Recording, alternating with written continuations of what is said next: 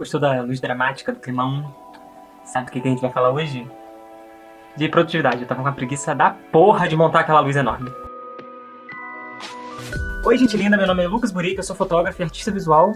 E hoje a gente vai falar sobre como eu transformei minha maior fraqueza num método de trabalho, por assim dizer, que depois eu descobri que é algo real, que tem pesquisa sobre, que é como eu transformei minha falta de atenção em um método de estudo, um método de trabalhar que funciona pro jeito que eu funciono.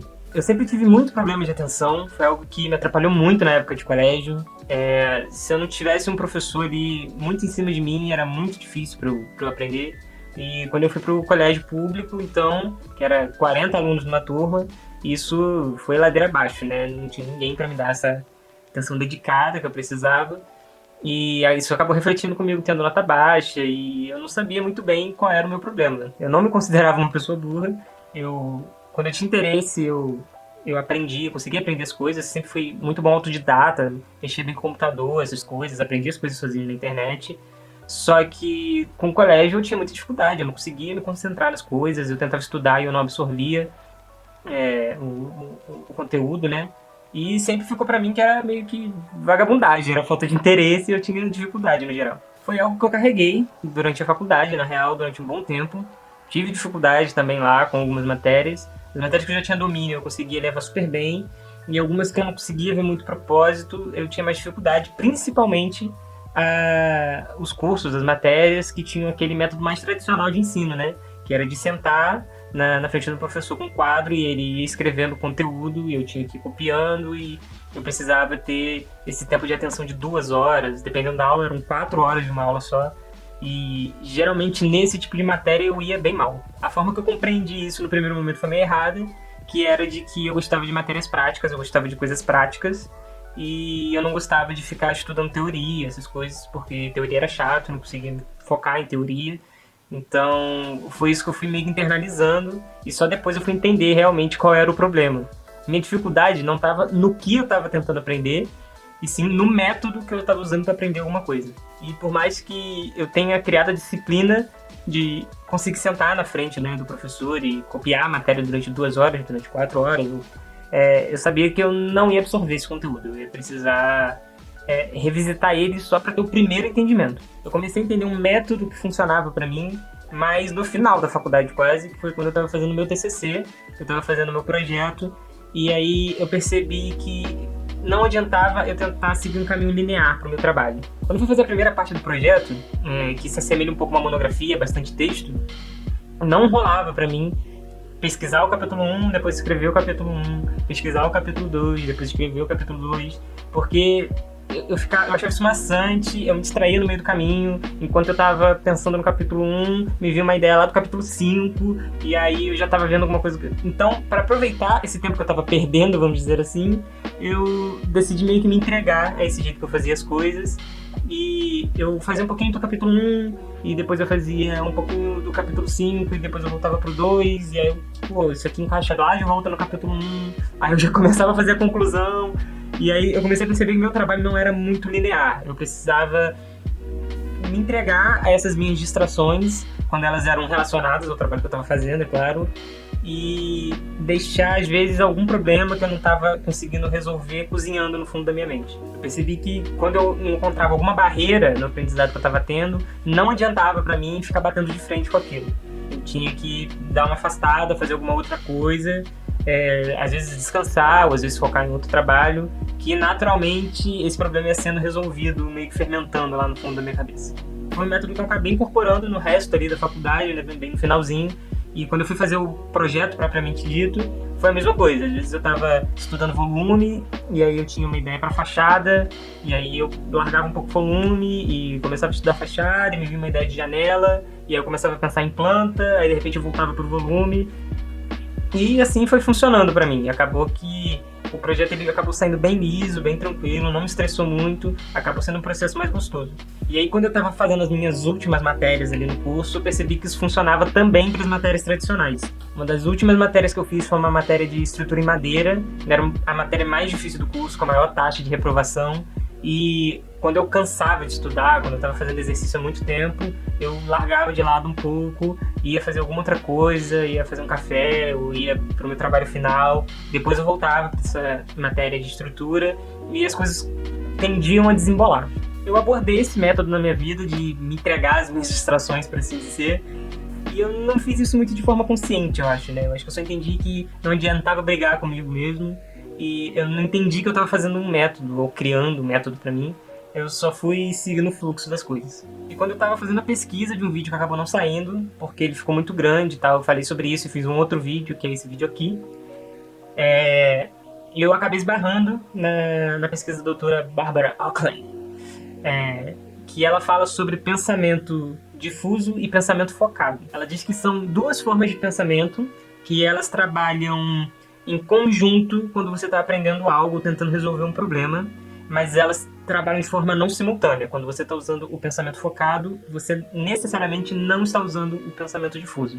O conceito do que ela fala é muito simples. Você já ouviu a história, ou você já passou pela situação de você estar tentando resolver um problema, você não acha a solução para algo, e aí você se frustra, se cansa, e vai tomar um banho, e aí durante o banho, do nada, vem a solução do que você queria. Esse do nada é o que a doutora Barbara Auckland ela chama de pensamento difuso. Ela diz que a sua mente geralmente está pensando um problema de duas formas diferentes. Para ilustrar esses dois pensamentos, ela usa a metáfora do pinball. Quando você está tentando resolver um problema ou aprender algo de maneira focada, você tem esses vários pinos e, né, esses seus pensamentos, né, o seu esforço, ele fica nessa área muito focadinha, usando as coisas que você já sabe. E quando você está no modo difuso, ela usa essa metáfora dos pinos mais espaçados, que você vai tentar resolver um problema indo em áreas mais distantes do seu cérebro, buscando soluções diferenciadas, às vezes algumas coisas que nem tem tanta conexão, mas que às vezes consegue resolver o problema mesmo assim. E para entrar nesse modo difuso, geralmente você tem que se afastar dessa tarefa, relaxar um pouco, é um jeito mais eficiente de fazer isso, então tomar um banho, fazer um café, dar uma caminhada, ou às vezes até mudar a tarefa já te ajuda. Se você mudar o tipo de tarefa que você está fazendo e não estiver fazendo algo que exige um foco mental muito grande, né? Às vezes algo que você já tem um domínio e faz de forma mecânica, você deixa sua mente funcionando ali meio que no modo difuso. E foi assim que eu descobri que o que eu achava que era a minha maior falta de eficiência, a minha maior improdutividade, podia ser uma arma ao meu favor, né? Eu tenho que adequar as tarefas para funcionar dessa maneira, porque eu sei que eu não vou conseguir me manter durante longas horas fazendo uma única coisa, mas quando eu adequo as tarefas dessa maneira que eu trabalho, as coisas saem muito mais rápido, muito mais fácil, e eu me divirto muito mais no processo, porque fica algo muito mais agradável pro jeito que eu funciono. Por exemplo, o processo de produzir os vídeos, ele é um pouco estressante para mim. Eu ainda não gosto de fazer tudo numa vez só. Eu acho que me cansa muito e eu acabo perdendo interesse no longo do processo. Então eu tento dividir ele em alguns dias. E eu faço a mesma coisa quando eu tenho que fazer alguma coisa administrativa da empresa. Eu tento separar em mais de um dia, se eu puder. E se eu não puder, eu tento botar algumas tarefas no meio para eu ir me distraindo enquanto eu estou fazendo isso e conseguir, pela distração, focar melhor quando eu estou fazendo. E de tempos em tempos eu me dou o direito de dar uma relaxada, parar um pouco, levantar, pegar uma água. No meio da tarde eu sempre paro para fazer um café. E uma técnica muito famosa de estudo e trabalho que usa isso a seu favor é a técnica Pomodoro. Particularmente eu nunca usei, seria hipocrisia falar que eu conheço e aprovo essa técnica. Eu conheço ela de nome, como ela funciona, mas ela é muito famosa, muita gente usa ela para estudar. E quando você para ver o que ela faz, é exatamente isso. Na técnica Pomodoro, você usa timers para estudar. Você coloca um primeiro timer de 25 minutos para você trabalhar 100% focado. E a cada 25 minutos, você tem 5 minutos para relaxar. E aí a dica, né, é que você evite coisas que prendam a sua atenção, né, que vão te botar nesse estado focado, tipo Instagram, Facebook, YouTube. O YouTube é a minha grande armadilha. Eu entro no YouTube para 5 minutos e perco meia hora. E aí você faz essa sequência de 25 minutos e 5, 4 vezes, né? 25, 5, 25, 5, 25, 5, 25, 5.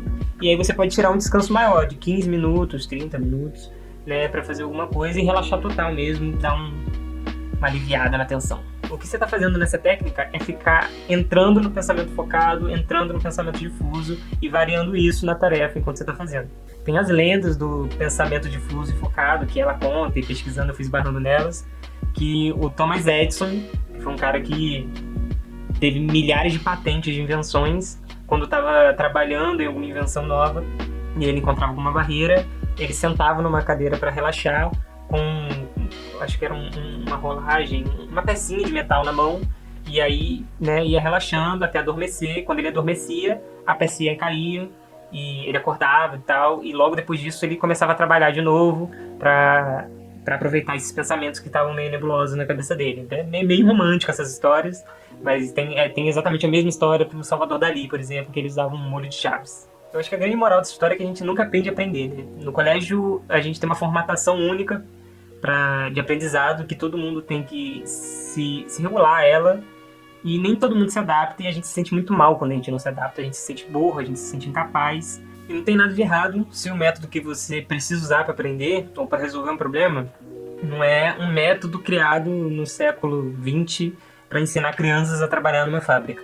Que todo mundo tem que fazer as suas tarefas sem pensar, sem questionar, tem que absorver e memorizar um conjunto de informações e vomitar de volta. Nem todo mundo funciona da mesma maneira, e foi algo que eu demorei muito a aprender sobre mim. E hoje facilita muito quando eu tenho que aprender qualquer coisa nova, na real.